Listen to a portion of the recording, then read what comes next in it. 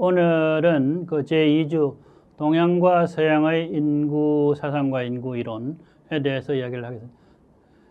먼저 그 인구 사상, 인구 이론은 멜사스에서 시작한다 하는 이야기를 많이 합니다만은 이 멜사스의 인구론 이전에도 동양이나 서양의 인구 사상이나 인구 이론은 없었던 것이 아니기 때문에 멜사스 이전의 동서양 인구 사상과 인구 이론에 대해서 공부를 해보도록 하겠습니다.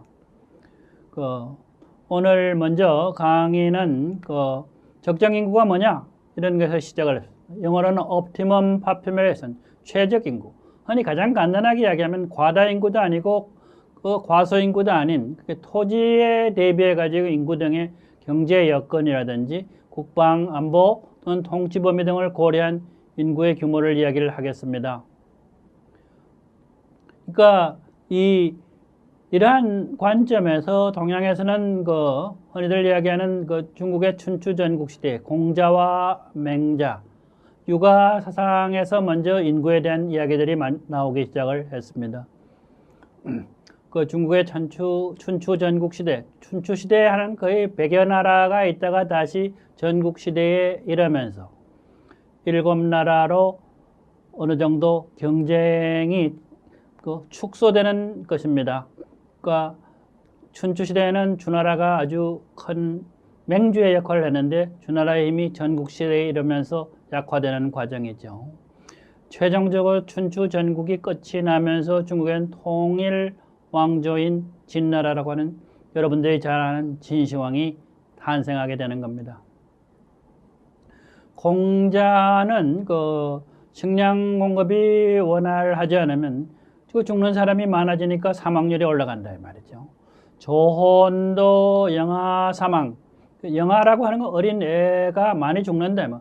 어린 사람이 결혼을 해서 아이를 낳으면 그 아이는 건강하지 못해가지고 사망률이 올라가는 요인이 된다라고 주장을 하면서 어느 정도 나이가 들어서 결혼을 하도록 하는 그런 제도를 만들어야 된다. 이런 이야기를 하게 됩니다. 그래서 인구 성장을 제한하는 요인을 제거하기 위해서 착한 정치, 선정을 베풀어야 된다. 이런 이야기를 하는데 선정은 결국 오늘날에도 계속 논의가 됩니다만은 가난한 사람에게 세금을 너무 많이 걷는 가렴주거를 하지 말아라 하는 이런 이야기들하고도 다 이런데 연관이 되어 있는 것입니다. 결국 공자는 인구와 자원 간의 불균형을 조절하는 방법론에 그리 큰 관심을 기울이지 않았다 하는 거죠. 가족, 그 다음에 결혼, 출산에 대한 공자의 이론은 전반적으로 인구 증가를 지원하는 관점에 입각하고 있다 그래요. 오늘날의 관점에서 보면 인구 감소보다는 인구 증가가 좋은 것이다 하는 생각을 가지고 있었던 것입니다. 결국 공자의 인구 증가를 지원하는 관점은 기본적으로 출산 장려 정책의 원천이었다 하는 거죠. 세금을 감면한다든지 또는 자녀가 많은 가정에 대해서는 지원을 해야 된다는 입장은 오늘날에도 여전히 출산율이 대단히 낮은 나라의 경우 출산 장려 정책의 기본이 되고 있다는 것은 공자 때나 지금이나 다 똑같다는 것입니다. 그 다음에 이제 맹자입니다. 직접 공자에게 된 배운 학자로서는 아닙니다만은 이 맹자도 자연재해, 흉년이나 홍수가 발생하는 경우 인구와 토지 간의 균형을 잃어버렸기 때문에 그것을 회복하기 위해 가지고 인구가 많은 지역에서 적은 지역으로 국내 이주 정책을 수립하는 것이 정부의 일차적인 책임이다 하는 거죠. 맹자에게 있어 중요한 것은 그런데 인의, 그 다음에 민본을 본의로 하는 선정을 베풀어 가지고 인구 증가를 위하여 자발적인 인구 이동의 중요성을 강조하게 되었다 하는 것입니다. 그 외에 이제 제자백가를 보통 중국에서 보게 되면 공자, 맹자, 손자 이런 경우가 도가의 경우에도 노자, 장자가 있고 여기는 주로 이제 인간의 일에는 모든 것을 개입하는 정부 국가가 개입하는 것을 배경을 했다 하는 거고 묵자의 경우는 가족 국가를 초월하는 사랑, 겸해설 또는 존비 또는 친소에 입각한 차별화를 주장한 육아를 비판을 했기 때문에 현실 정치에는 개입을 하지 못했다 하는 겁니다. 결국 도가나 묵가에 비해 가지고 육아가 훨씬 더 많은 그 정책 개입, 인구와 자원과의 문제, 즉 적정 인구의 문제에 대해서 큰 관심을 기울였다 하는 거죠. 그 다음에 이제 법과라든지 농가 이런 경우에도 그 부국 강병을 이야기를 했습니다만은 또 농가의 경우에도 특권정의 문화생활을 비판하면서 국민 모두가 농사에 종사하도록 했던 계농주의를 주장을 했습니다만은 인구 문제에 대해서 특별한 관심을 기울인 것은 없었습니다. 그 다음에 이제 서양의 경우 공자맹자의 비견간다라고 이야기할 수 있는 그리스의 철학자 플라톤과 아리스토텔레스를 보면 물론 이런 사람들은 고대 그리스, 지금 현대 그리스는 그 경제적으로 어려운 처지에 있습니다만은 서양의 모든 문명은 그리스에서 출발한다라고 할 정도로 그리스는 큰 나라였다 이 말이죠. 고대 그리스의 영토는 크게 두 부분으로 나눠지는데 본토가 있었습니다. 여러분들이 보는 것처럼 이 그리스 본토, 지금이나 뭐 다 똑같습니다만 그게야 식민지로 구분이 되어 있습니다.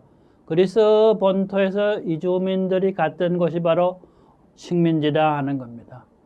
오늘날 본다면 그 아프리카의 북부 지역이라든지 터키라든지 이탈리아의 남부 지역, 프랑스 남부, 그 다음에 이 스페인의 동쪽 해안 지역, 이런 지역들이다 이 말이죠.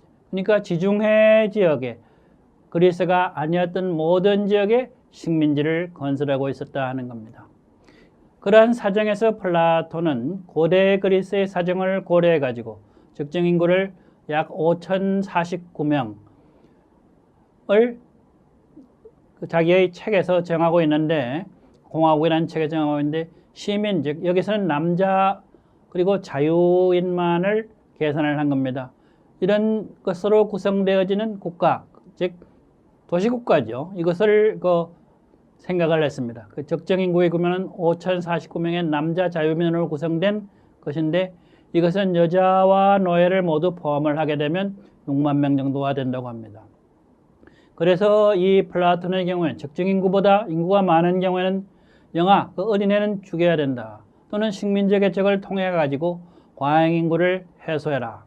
인구가 과소인 경우는 젊은이들의 혼인과 출산을 장려하는 정책을 전개해야 된다는 그런 아이디어를 제출을 하기도 했습니다.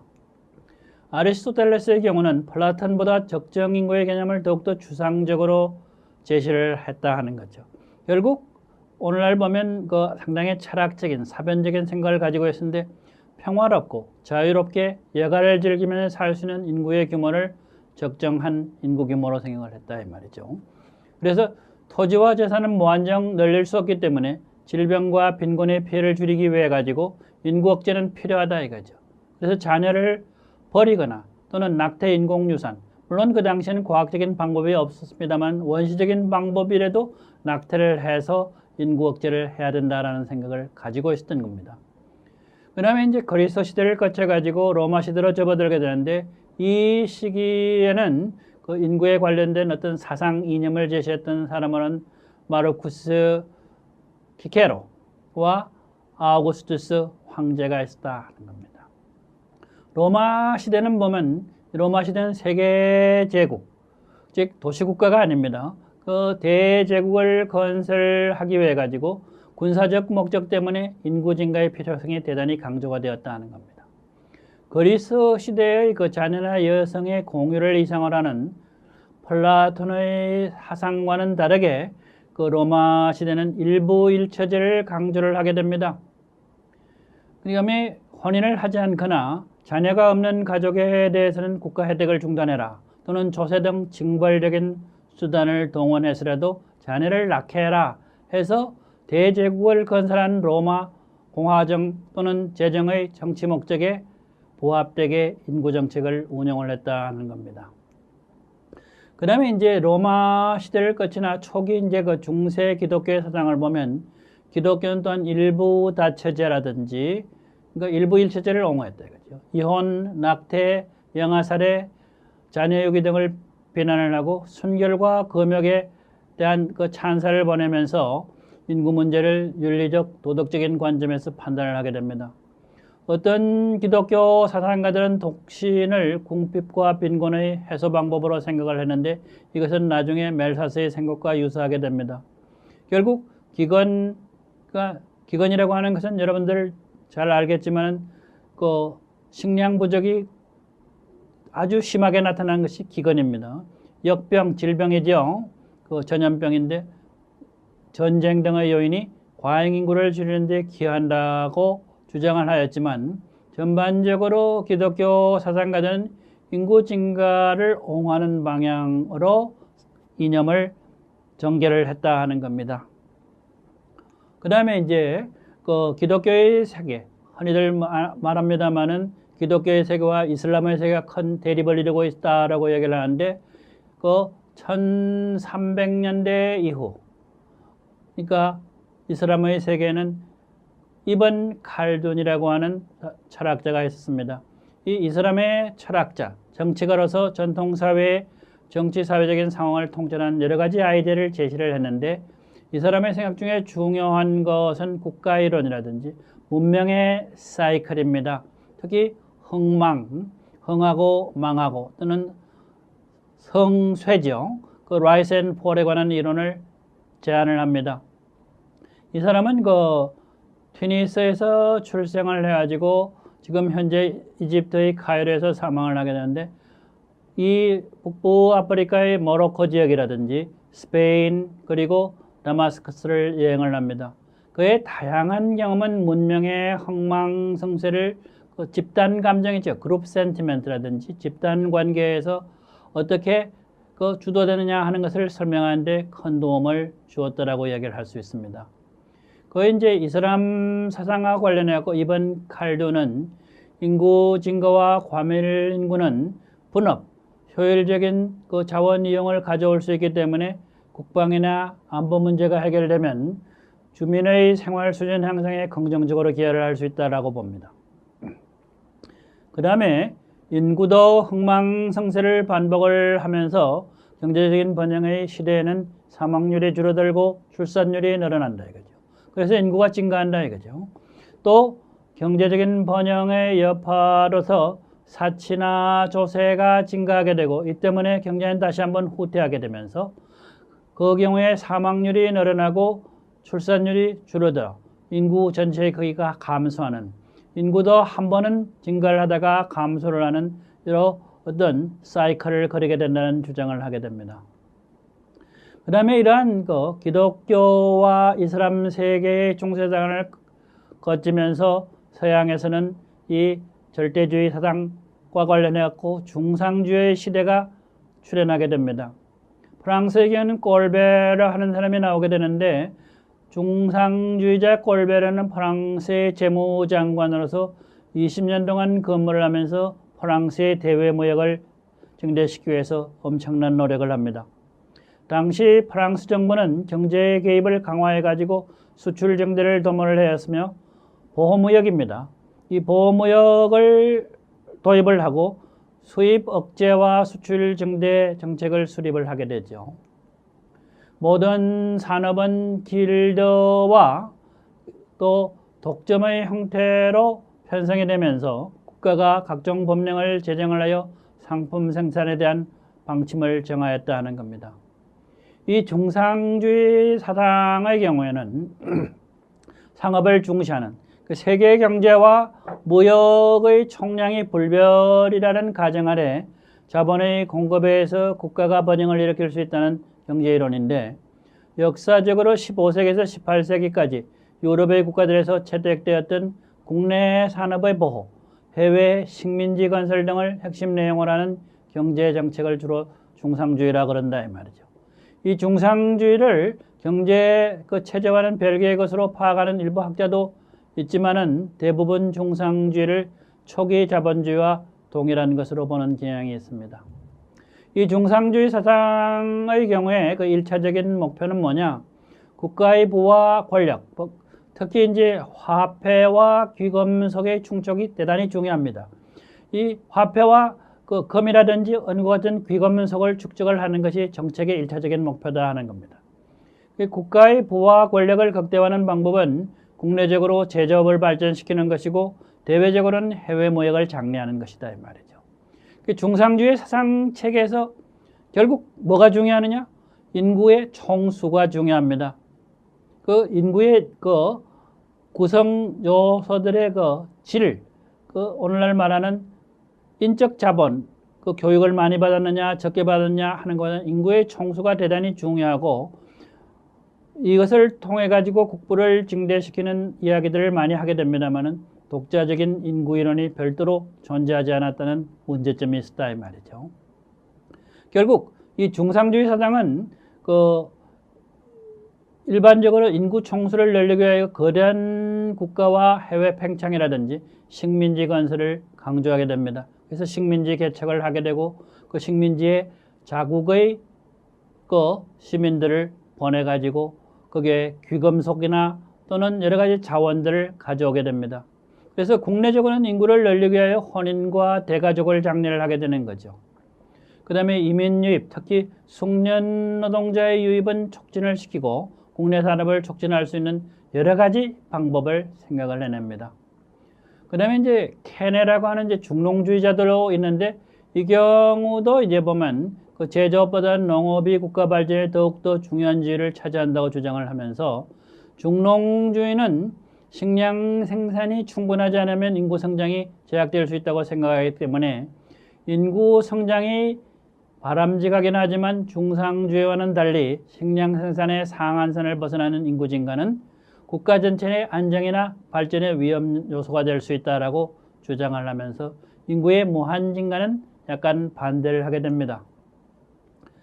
이러한 그 중상주의와 중농주의의 인구에 대한 아이디어, 이런 것들을 거치면서 나중에는 다시 그 프랑스의 여러 그 계몽주의 사상이나 무정부의 사상가들에 의해서도 인구에 대한 이념들이 제시가 됩니다. 18세기 그 마르키 드 꽁드로세라고 하는 그 수학자, 철학자, 정치가 흔히들 사회학의 창설자의 한 사람으로 주목이 되고 있는데, 이 사람의 경우는 그 투표에 모순해가지고 근대민주주의의 원리를 수학적으로 고찰을 했다 이 말이죠. 이것은 뭐냐 하면 1인 1표주의나 또는 여러 가지 어떤 투표 제도가 있는데, 이것이 어떠한 방법을 선택을 하더라도 우리가 원하는 최적의 지도자를 뽑는 데는 어려움이 있다라는 이야기를 하게 됩니다. 그러니까 그가 살고 있던 시대의 사람들과는 달리 자유주의 경제라든지 또는 무상평등교육, 입헌주의라든지 여성과 소수민자들의 평등권을 옹호해서 오늘날 흔히 이야기하는 그 진보주의적인 좌파주의적인 생각을 많이 가지고 있는 학자라고 이야기를 할 수가 있겠습니다. 사상과 저술은 계몽주의나 합리주의 이상을 실현하는 것으로 오늘날에도 영향을 가지는데, 왕당파의 사형을 반대를 했죠. 자기 자신은 계몽사상으로 좌파적인 사상을 좀 많이 가지고 있었음에도 불구하고, 그 때문에 자기 자신은 그 프랑스 혁명의 과정에서 최종적으로 감옥에서 의문사를 당했다 하는 거죠. 나중에는 왕당파가 없어지게 되면 좌파들 중에서도 온건파와 급진파들의 싸움이 나는데, 왕당파의 사형을 반대했다는 이유로 공도로에서는 결국 의문사를 당했다 하는 겁니다. 그 다음에 이제 윌리엄 고드윈이라고 하는 사람이 나오게 됩니다. 이 사람도 18세기 중반에 태어나가 19세기 초반을 살다가 간 영국의 언론인이며 무정부주의자이며 정치 철학가인데 또 작가이기도 합니다.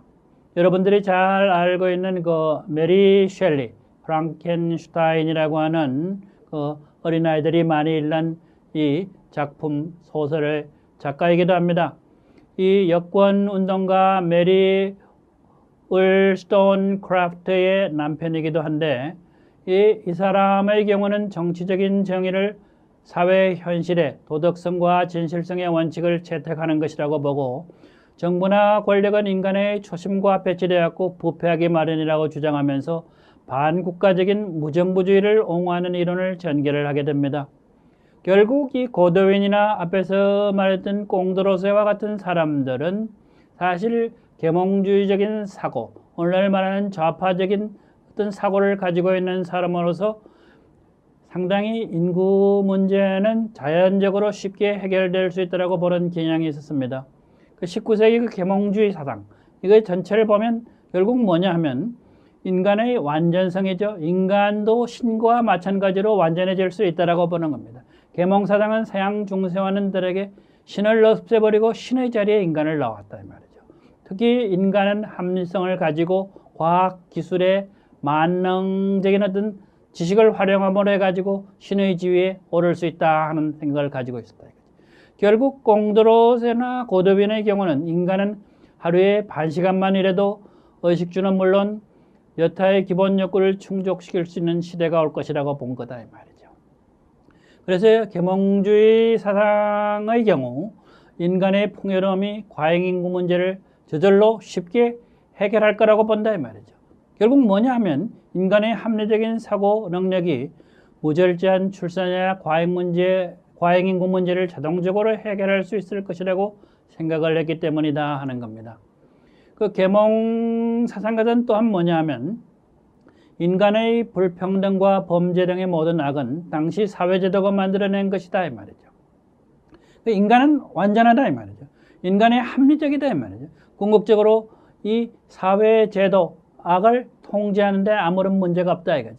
인간이 바로 사회를 통제할 수 있다. 인간이 경제나 사회의 모든 모습을 해결하는데 아무런 문제가 없을 것이다 라고 보는 겁니다. 그래서 공도로서는 인간의 이성, 합리적인 사회를 할 수 있는 능력이라든지 과학의 발전에 대해서 무한한 신념을 가졌고 과잉 인구의 문제는 과학 기술과 인간 이성에 하여 아무런 어려움이 없이 해결될 수 있다고 보는 겁니다.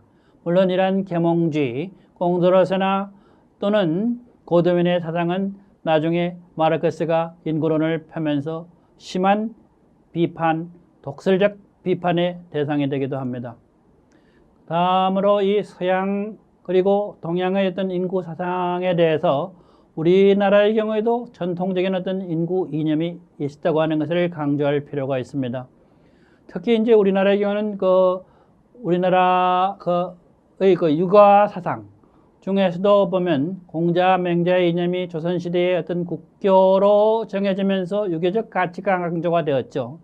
다출산을 강조하게 됩니다. 자식은 많아야 된다. 특히 남아 선호에 대한 가치가 있다 하는 겁니다. 17세기 후반에는 이제 실학이 등장을 하면서 성리학에 대해서 이제 실학이 등장을 하게 되는 거죠. 반개 유형원이라든지 성호 이익이라든지 다산정약용 같은 학자들은 인구 통계, 특히 그 당시에는 이제 호구 통계입니다만은 가구와 그 인구에 대한 통계를 만들고 인구조사, 그러니까 3년마다 우리나라에서도 이제 센서스를 하게 되는데 이것을 정확하게 해야 된다라고 하는 것을 강조를 하면서 실학자들은 구체적으로 인구와 토지 사이의 관계를 강조하고 그와 관련해서 어느 정도 적정 인구에 대한 아이디어를 제시를 했다라고 이야기를 할 수가 있겠습니다. 그러나 역사적으로 본다면 한국의 전통적인 인구 이념은 남자를 많이 낳아야 된다든지 또는 다출산, 자녀를 많이 낳아야 된다는 그 강조가 반드시 제도적인 지원을 받은 것은 아니었다 하는 것이죠. 이런 아이디어는 있었지만 그 당시에 유행을 했던 또는 사회적으로 뿌리박고 있던 제도 자체가 이런 것을 지원할 수 있는 처지가 아니었다 하는 겁니다. 그 몇몇 연구 결과를 보면 장남 중심의 직계가족 제도는 낮은 그 사망력 상태에서 오히려 강력하게 출산 억제를 하는 요소로 작용하게 되었다 하는 거죠. 특히 여성의 경우에 남자가 죽고 난 후에 평생 수절을 해라, 결혼을 하지 못하는 그런 어떤 제도를 만들므로 해가지고 이러한 어떤 혼인 규제는 강력했다 이 말이죠. 그래서 과거의 그 자연 출산력, 그러니까 젖을 먹이는 기간을 제외하고 여자가 어린아이를 낳았을 경우에 대략 7명, 8명의 자녀를 낳는데 남편이 죽는다든지 또는 다른 이유가 있어가지고 아기를 낳지 못할 경우는 1명 또는 2명 낳게 되고 그 아이들도 어릴 때 죽게 되면 그 가정이 멸문을 하게 되는, 결국 양자제도에 의존하지 않으면 그 가정은 없어지게 되는 그런 사태에 이르게 되므로 다남이나 다출산을 이론적으로 원칙적으로 강조를 했지만 가족제도 자체가 오히려 그것을 방해하는 경우도 있다 하는 것입니다. 이것은 성호 이익의 성호세설의 그 체설을 같이 보여주는 것이고, 반기의 유형원, 그 다음에 다산정약용 선생입니다. 이런 분들은 실학자로서 조선 후기의 인구 문제와 그 다음에 토지 문제의 그 관련성을 상당히 많이 연구를 하면서 그 인구, 호와 구를 어떻게 늘릴 수 있느냐, 그렇게 해서 어떻게 한 나라가 경제적으로 부강할 수 있느냐 하는 연구들을 많이 해서 그것을 학술적인 저서로 남겨놓았다는 것입니다. 물론 지금 현재 든 기준에서 본다면 성호 이익의 성호세설이나 또는 반기의 유형안에도 여성 차별적인 이야기가 들어 있습니다만은 인구 증가의 필요성을 토지의 어떤 생산력 개선을 통해서 이룩해야 된다는 이야기를 하고 있었다 하는 겁니다. 그래서 오늘 강의에 그 멜사스 이전의 강의를 보게 되면 동양의 중국, 서양의 고대 그리스, 로마 중세에 걸친 그 적정인구를 비롯한 다양한 논리가 전개되었지만 적정인구를 달성하는 방법은 구체화되지 못했다 하는 것이고, 두 번째는 전통사회에서 인구 또는 자원관의 균형을 달성하는 노력이 있기는 했지만 전반적으로 인구 증가, 완만하지만 인구가 늘어나야 된다는 그런 생각을 지원하는 방법으로 인구 이념은 정립되기 시작을 했다 하는 겁니다. 그러나 다양한 제도적인 제약 때문에 인구 증가에 항상 유리한 환경이 조성된 것은 아니었다 하는 것입니다. 이렇게 해서 그 멜사스 이전에 인구론이 생성되기 전에 여러 가지 동양과 서양의 인구의 사상 이념에 대한 것들을 살펴보았습니다. 감사합니다.